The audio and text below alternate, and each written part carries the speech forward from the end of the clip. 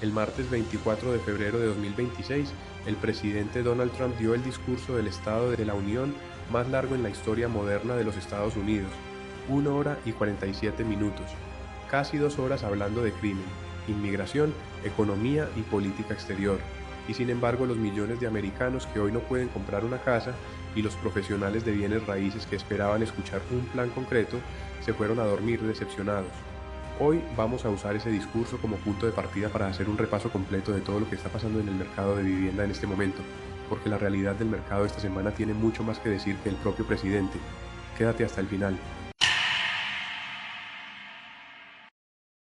Empecemos con lo que Trump sí dijo sobre vivienda en el discurso del Estado de la Unión, porque aunque fue poco, fue revelador.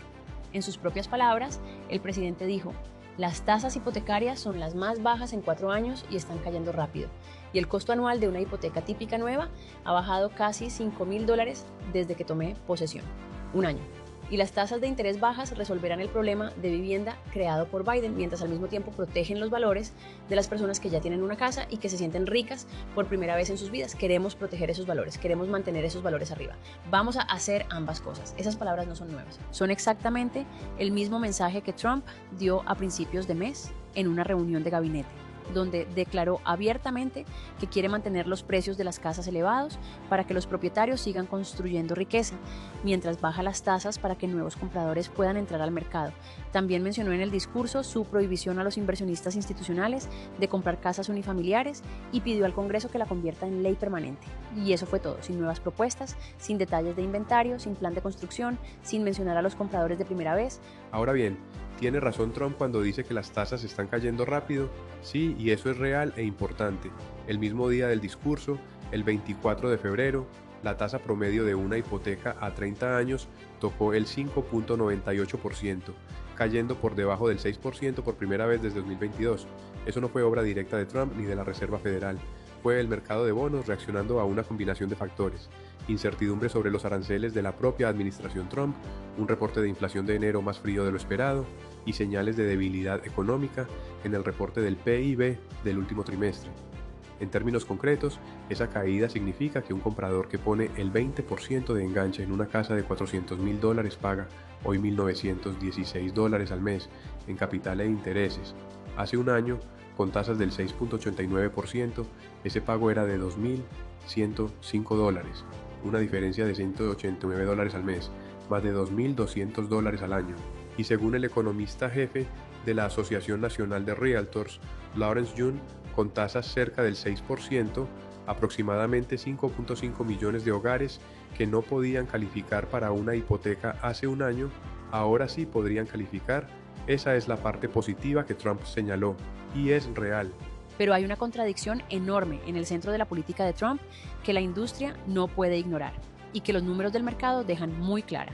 Trump quiere dos cosas al mismo tiempo: mantener los precios de las casas altos para los propietarios actuales y hacer las casas accesibles para los que quieren comprar. El problema es que esos dos objetivos se contradicen.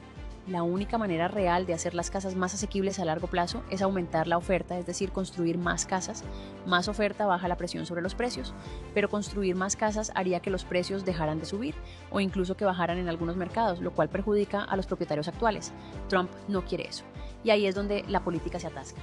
La Asociación Nacional de Realtors lo dijo directamente después del discurso: desbloquear el inventario existente, simplificar las barreras regulatorias, incentivar la nueva construcción y apoyar el desarrollo responsable son componentes esenciales para abordar la asequibilidad de la vivienda. Shannon McGain, vicepresidenta ejecutiva de NAR, también señaló algo específico y urgente: la necesidad de reformar los umbrales de ganancias de capital que no se han actualizado en décadas y que hoy desincentivan a los propietarios a vender, lo que reduce la movilidad y limita el inventario disponible.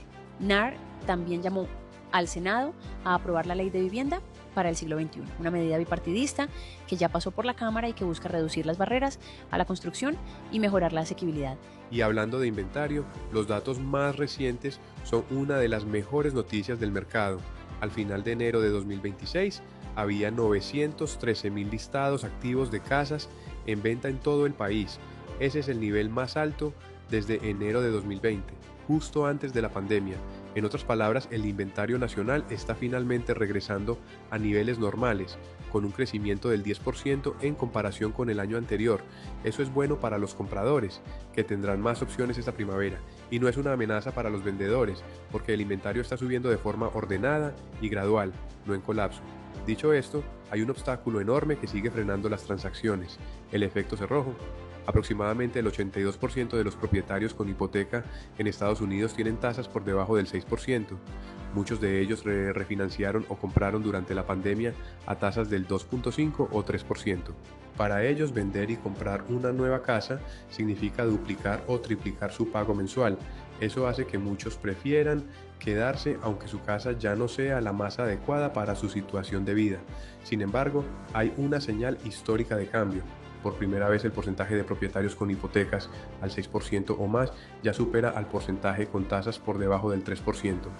Ese cruce significa que el efecto cerrojo está empezando a aflojar, aunque sea lentamente. Hay otro número que los expertos están celebrando esta semana y que tiene implicaciones directas para las tasas futuras. El spread, es decir, la diferencia entre la tasa hipotecaria a 30 años y el rendimiento del bono del Tesoro a 10 años, bajó a 1.84 puntos porcentuales en la primera semana de febrero. En condiciones normales de mercado, ese spread histórico es de alrededor de 1.7 a 2 puntos. Durante los últimos casi 4 años había estado anormalmente alto, llegando en algunos momentos a más de 3 puntos, lo que significaba que los prestamistas hipotecarios cobraban mucho más de lo que les correspondía. La compresión de ese spread hacia la normalidad, acelerada en parte por la decisión de Fannie Mae y Freddie Mac de comprar $200 mil millones en valores hipotecarios, sugiere que las tasas podrían seguir bajando gradualmente, incluso sin movimientos adicionales de la Reserva Federal. Y en cuanto al mercado de refinanciamiento, la respuesta ha sido inmediata. Las solicitudes de refinanciamiento subieron un 132% en comparación con el año anterior, en la semana que terminó el 13 de febrero. Quienes compraron entre 2022 y 2024 con tasas altas están actuando rápido. Pero volvamos al elefante en la habitación que el presidente no mencionó: el empleo. Porque hay una mala noticia que el mercado de vivienda no puede ignorar.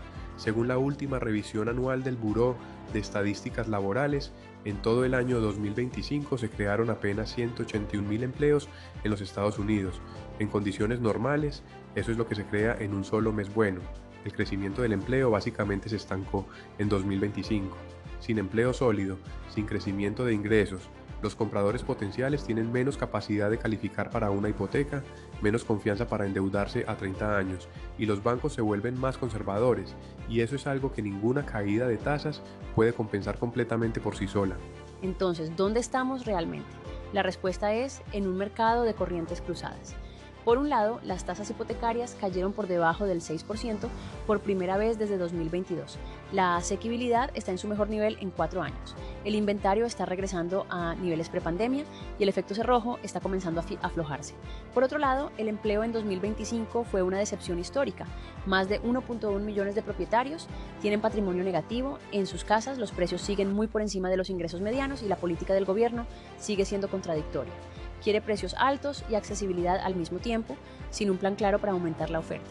La gran prueba llega con la temporada de primavera. Si las tasas se mantienen por debajo del 6% durante marzo y abril, podríamos ver la temporada más activa en años. Si suben de nuevo, el alivio habrá sido temporal. Lo que quedó claro después del discurso del Estado de la Unión es que la industria no se conforma con promesas generales. NAR, la Asociación Nacional de Apartamentos y el Consejo Nacional de Vivienda Multifamiliar están pidiendo legislación concreta, reforma de las ganancias de capital, eliminación de barreras regulatorias y apoyo a la construcción nueva. Eso es lo que mueve el mercado a largo plazo. Las tasas bajas ayudan, pero no son suficientes solas. Si este análisis te fue útil, compártelo con alguien que esté tomando decisiones de vivienda ahora mismo. Hasta la próxima.